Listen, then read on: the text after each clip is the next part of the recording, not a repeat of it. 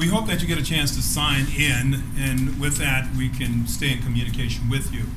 I see my friend, Mr. Jemison, he's here, and so many more. We are here for one reason, to get some grants, and by getting grants, you have to have what we call an organization. The organization that we call is a public benefit. But up on the board, we want you to know that there are 3 different types of nonprofit corporation. Now, as we look at the next slide, it would tell you that one of these corporations is called a religious benefit corporation. This is not the one we are talking about. The religious benefit corporation is automatically tax exempt and automatically a 501c3. So we are not talking about that. Later on, you would understand why we're not saying the religious one, and religious is automatically tax exempt. Let's go to the next 2. Next one is what we call mutual benefit. It's not tax exempt. It is just like a C corporation. The same thing a C corporation can do, the nonprofit mutual benefit, they can do the same old thing. The last one is what we call the public benefit. The public benefit. Why we separate the religious from the public benefit? The religious is for Baptists only, Methodists only, Church of God in Christ only. But public benefit is for everyone. We'll learn more about that. As we look at the next slide, one of the things we know that you need a 1023 from the Internal Revenue Service to apply for a letter of determination. Now, as we look at a comparison chart where you can get a better idea of the different type of companies, there are 4 different types of companies. Each one has 3 different types of entities. One, we have the nonprofit 501c3. With that, there are 29 different types of 501c. But the one that is applicable to you is the 501c3. Column 2, you notice that it pays no what? Taxes, period. It is tax exempt. And the largest corporation in the world, ma'am, is a nonprofit tax exempt. And the president of that corporation lives in public housing. Ma'am, do you know his name? Obama. America is nonprofit 501c3. The city, the county, the state, Blue Cross, Blue Shield, United Way, everything you look at, the public school system, all of them are 501c3. And if you go forward, you can set up your own 501c3 and be on that level playing ground. Now, the next one on this board here is the DBA, is the one that I beg you not to go in that direction. It has no protection. It is the partnership. It is the limited partnership. And it's so proprietary. You do not want to go that way because it has no protection. You want to set up a what? Corporation. And up on this board, a corporation is 3 types. One is a C corporation, which is double taxation. The corporation pay taxes and the individual pay taxes. Then we have what we call the LLC. Some states prohibit it. But you have an LLC, is that the corporation pay no taxes, but it flows over to the what? The members. They pay the taxes. Now the next one is the LLC. We go down to the S corporation. It's an election. You go to IRS at the beginning of the year, and they will designate you as a S corporation. That's single taxation. That's the largest one of all. Everyone want to go S corporation. But the S corporation is passed over to the shareholders. So the money that is the corporation is passed over to that shareholder. So with that, they pay taxes on all the money. The corporation does not pay any taxes. The LLC, the corporation pay no what? Taxes. But the C corporation, they pay what? Taxes. But nonprofit, they do not pay what? Taxes. But the beauty of it is the nonprofit, you only pay on the $20 that that person received. It's not passed on to anyone. It stops at the corporation. Let's look at the next slide. The next slide would depict the most common asked questions. As we know, we want to know what is a what? Corporation. Corporation. Yes, in front of you we have a printout where you can just follow along with me. A corporation is an artificial person. This is a one leg. What is a leg? It's an artificial person or a legal entity. Remember, the only way to operate in the state, you have to be what? A legal entity. The only way you can operate in America, you have to be what? A legal what? Entity. So when you incorporate the Secretary of State, they give you what? A certificate for that corporation. Jemison Incorporated, INC. So that's the way that works. It can sue, it can borrow, it can file bankruptcy, and no one in the state of Alabama can have the same name that you have. Everybody got that? No one. You can file bankruptcy in the corporation name. Now, who talked for that piece of paper? Let's go to the next one. The next one is called, the next page is the Board of Directors. The Board of Directors, Salmon, you and I know they've said this, but still yet they play games with you. The Board of Directors cannot be sued, indicted, arrested, or sentenced against any illegal action of the corporation. That's why you want a corporation. Because like Obama, let's take Obama out of the equation, say Bush went over there and dropped all those bombs on Iraq. It was not Bush, it was the corporation called the United States of America, with his board of directors being who? Congress, and he's just the what? The president. So you're going to get at anyone, you got to get after the what? United States, not him. Bush has nothing to do with that. It's the United States of America. So the board said, Bush, you have executive order to go in and drop and kill folks. And that's an act of America, and the Congress is called the Board of Directors, and they're the what? Policy what? Makers. Let's go to the next slide. On the next slide, we want to talk a little bit about churches and 501c3s. What is a 501c3? A 501c3 means you pay no taxes, grace. You can receive contribution, grace, and also you can get some grace called grants. Money that you never pay back. That did rhyme. So money you never what? Pay back is what? Grants. Grants is not with interest. Grants is free money, like you go to college, you get a grant or you get a what? A loan. But the only way that you can get this grant is applicable that you have the what? 501c3. Otherwise, you're not eligible. Let's go to the next one. Again, remember it means three things. Contribution, you pay no taxes, and you receive what? Grant. It functions just like the profit, identical, but it has more benefit because it's tax exempt. Now, are churches and ministry automatically tax exempt? Churches and ministry are automatically tax exempt. They need not to do anything. Everybody got that? You can find this, if the ones want to write this down, in publication 517, 17, and 557. But remember, Sammy, the best way to keep it from you is put it in the book, because you just won't read it. So we need to read what it says instead of what people are trying to tell you. Read it for yourself. Now, churches must have a separate 501c3. If you look at paragraph 1, 2, and 3, churches must have a separate, like New Hope Baptist Church is New Hope Community Development Center. But as we talked to the cafe, we stated this. We want to start teaching Mr. Jemison, or Minister Jemison, is integrated auxiliary. Today I stumbled on integrated auxiliary. Congress just passed it and said that they do not need to file anything at all. You know what I'm talking about, the 990. It is in black and white. That's right. And we were right from the very beginning. But I was rejoicing. Well, we need to tell churches they need to set up an integrated auxiliary. That is a public benefit corporation, and that public benefit organization is controlled by the church, but they don't have to report to IRS, they don't have to say anything, because we know the one that controls the money controls the message. So you don't want them in your church, because once African Americans lose the churches, we don't have anything. That's our backbone. That's how we got here. Civil rights, you name it, anything. The only person we know now is a leader is what? A reverend, right? Sharpton or whatever. Yeah. All right. Now, you want to get 100% of the grants. You have to set up a separate one. But listen to this. Grace, you must set up an integrated auxiliary. Churches do not set it up separately. Set it up separately, but attach it to the church as an integrated auxiliary where you would not have to fill out the 990. What is a 990? The same as your 1040. You report nothing.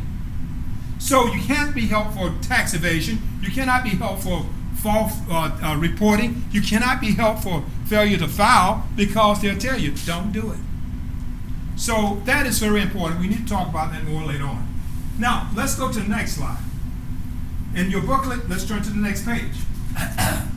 With that in mind, we have several things that we have to talk to you about, but the last thing I want to say at church one more time, churches must have a 501c3 to be eligible for 100% of the grants, but if they do not have it, they're going to be eligible for 2%, and those 2% is from Days Inn gift to churches, Chick-fil-A gift to churches, Captain Truett, very few. But you want to take advantage of the whole pie. But the next portion is this, that can I receive a grant from governmental agency without a 501c3? Most time the answer is what? No. You must have the 501c3. So every time, Ms. Lewis, you apply for a grant, they're going to ask the question, do you have a 501c3? They didn't ask for a 501c13, which is a cemetery company, the last one to let you down, but they want the 501c3 for charitable, education, scientific, and nature. It covers all. Now, organizations must have that 501c3 to obtain what? Grants from both the public and what? Private sector. When I'm saying public, that's government. Government only give out 15% of the grant.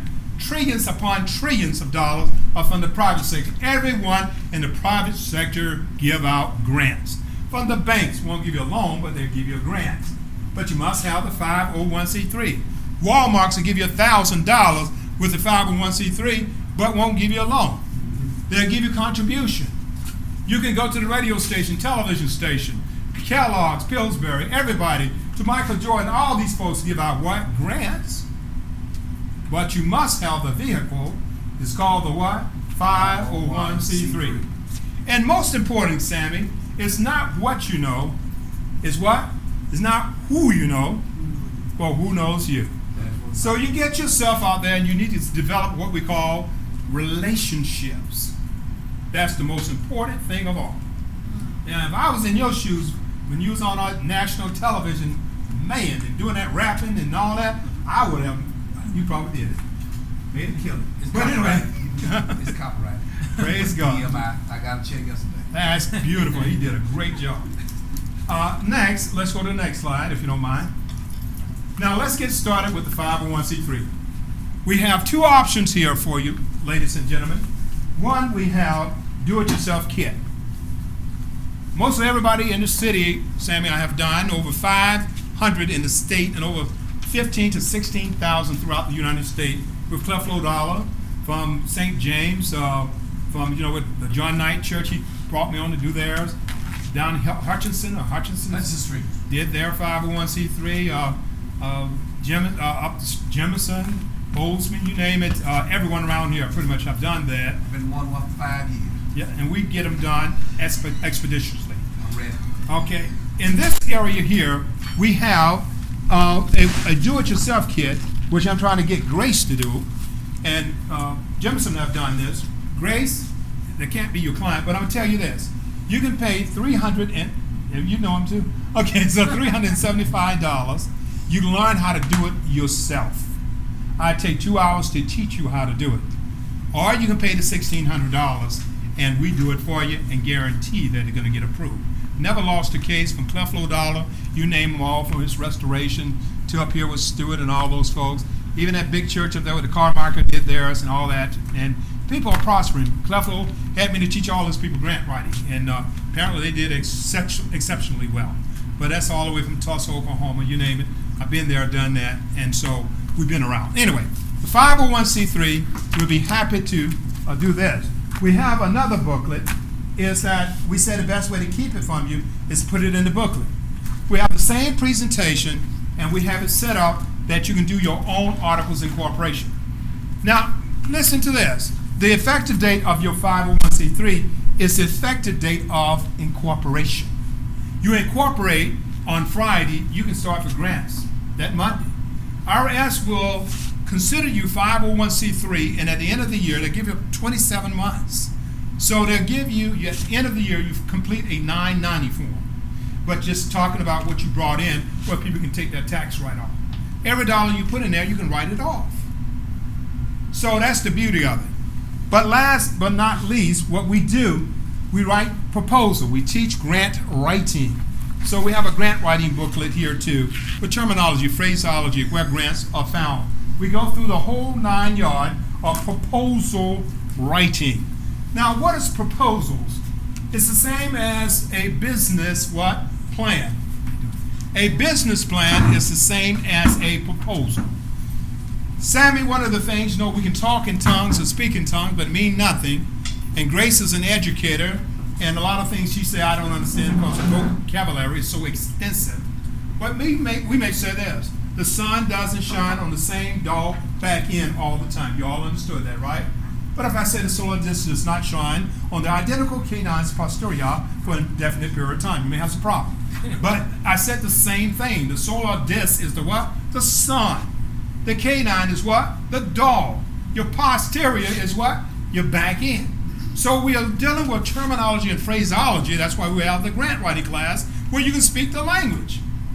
If you can't speak the language, you cannot function. So we try to teach you the language. We teach you the aspect of a program, goals, objective, methodology, desired results. We want you to look at that. Let's see, can we go back to the very beginning and get that one that we had originally? If you don't mind, I'm going to show them one or two things in there. And I'll go on for about 5 more minutes and let you ask questions if you desire to. As we stated, ma'am, we teach you how to do it yourself. The gospel of what? Self-help. And the ones that are Christian, we're supposed to feed people, clothe people, house them, and visit those that are sick and in prison. Instead of just saying, praise God, hallelujah. That is not what we're supposed to be doing. We got to get out and do some works. So we want to make sure that we have that. Now, as they are doing this, and then I'm going to say a few more words, and then we can come back and entertain questions.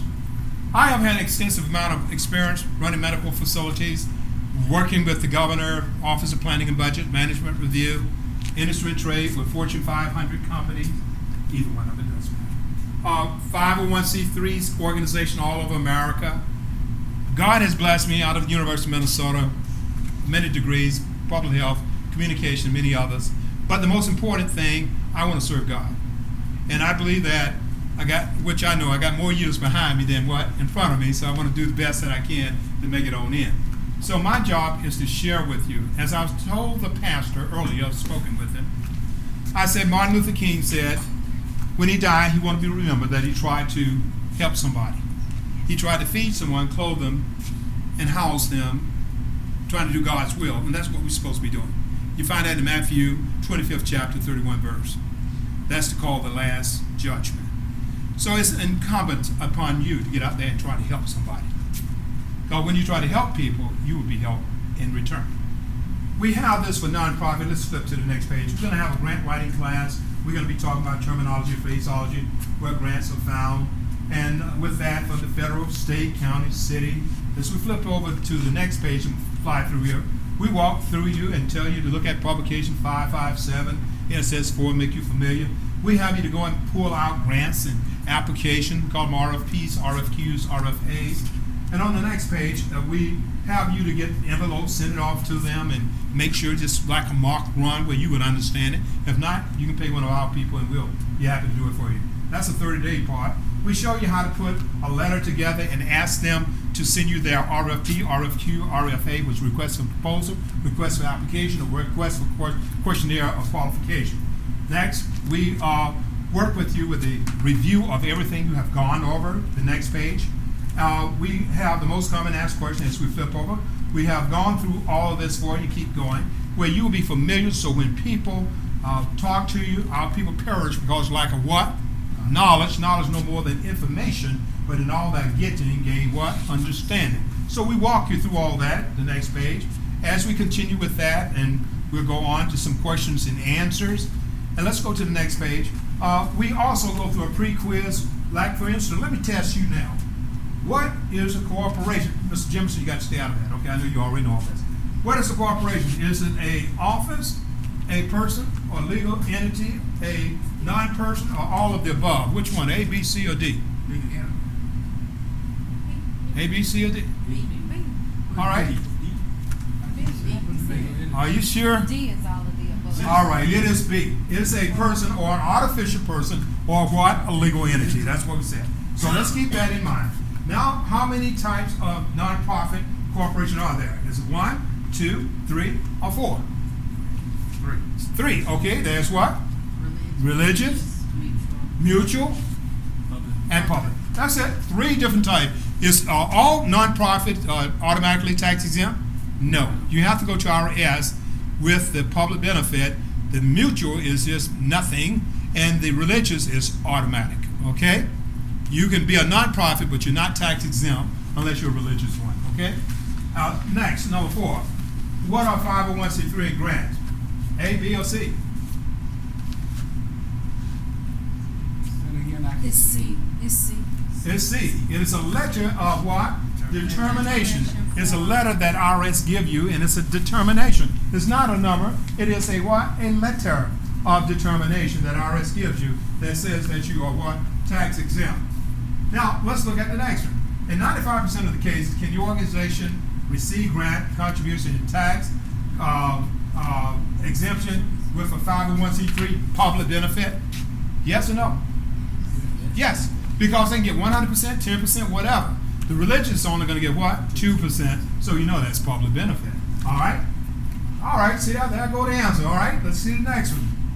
All right, there go the answer there. No, I didn't do that. Great. And the next one, that's the answer. Let's go to the next page. All right.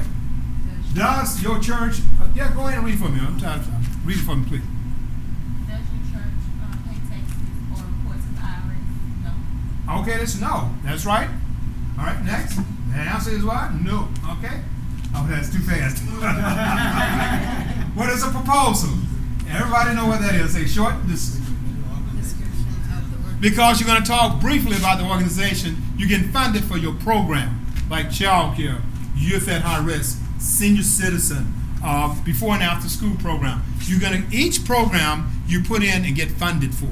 Everybody got that? It's like your different departments. Next question. Oh, you can flip that one. I think you're going to flip over. He said it. Okay, did you already? Okay. What are All right, who knows that? What are articles of incorporation? It's what policy and what? Absolutely wrong. Okay. I go to the next one. They are what? Legal what? Document. Remember, you go to the Secretary of State and you ascertain your what? Articles of incorporation, which make you what? Legal. Now we got this one here. What are what? Bylaws. C. First, they're going to give you that answer first, which is number 7 is what? Legal document.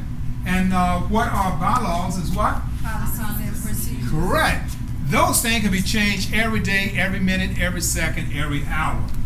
That's by your directors. That's an internal thing with your policy and your what? Procedures. All right, let's go next. You did 100%. All right, let's go to the next page. Phraseology and terminology. Told you stuff is easy. We're going to talk about proposal. What is a proposal? Flip it all. That is what? Everybody know that. Let's go to the next thing and write a grant. Program or project, either one. What is that? Short description. That's like child care or youth at high risk. Short descriptive title. Then statement of purpose is what? The reason why you desire this program. Yeah, just tell the reason why. The next one is what? Go. What is goal? Your end results. Now, what are objectives? Short term and what? Long term. You're going to learn all this in grant writing, and it's fine, okay? Next. Methodology, big time word, is simple what it means. Remember we said speaking in tongues. Now we're interpreting this for you. Is what? The method or how to. The how to. Okay? Next. Evaluation. It's something that is measurable. All right? Next. Desired result is your outcome. They are not going to give you any funding if you don't have an outcome. All right? And the last one is your budget. It's expense and income and revenue. And the last portion is in kind, and we'll talk about that in the future. I'm going to stop it at that. It's much more. And if you choose to get this booklet, trying to whet your appetite, this is the booklet, got it all in there. But you use this in the grant writing class is what we use. And we'll tell you about different things at the very end. With that, we're going to close it out and deal with you. And maybe you're concerned why you are here and seeking address, and I'm saying every program in the world that you can think of, okay? So any questions at this time? We went over 501c3s, we went over proposal writing, and also an opportunity for you to learn how to write grants for yourself, or we can write them for you. It's either way. Question? With the integrated auxiliary, is this, does that make it easier now for churches to form that public benefit? Is that Absolutely. A little history, Sammy. 1988, I had the Ministry of Economic Development over 10,000 chapters throughout the United States, from Bishop Blake all over America. Biggest movement going on, shopping centers, you name it. I set it up all over America. HUD brought it on and started talking to me. I had gotten over $2 million in Atlanta, Georgia, in homes. I got them for $1 lease with the option to purchase. I got 20 in, I just had fun with it, in Jacksonville, Florida. Got 20 in Fresno, California. Then I said, let me set up a real estate company, because when you own the real estate company, you're the broker, you're the salesperson, I'm the owner, I'm the one making all the money. So I set them up in Illinois, I set them up in California, I set them up in Memphis, I set them up in Georgia, in Alabama, and it worked beautifully. Lonnie Nixon was my first client here in Alabama, okay? And bringing in the money, I do nothing but walk around because I'm not licensed. But the one that's licensed is the broker and the salesperson, and it takes less than $300 to set up a real estate company. So that's all it takes. And every time they close the deal, they got to hustle, not me. So when they bring in a deal, I may give them 50%, made 10,000, I get 5,000, they get 5. I'm out in the Bahamas somewhere. No, I'm not over there, but I'm having a good time. That's the way you do business, all right? So the same thing goes with the HUD home. I got 20 in Atlanta. They said, why 20? I don't know, it's just a number 20. So I got the home in Dunwoody, Roswell, all the expensive places.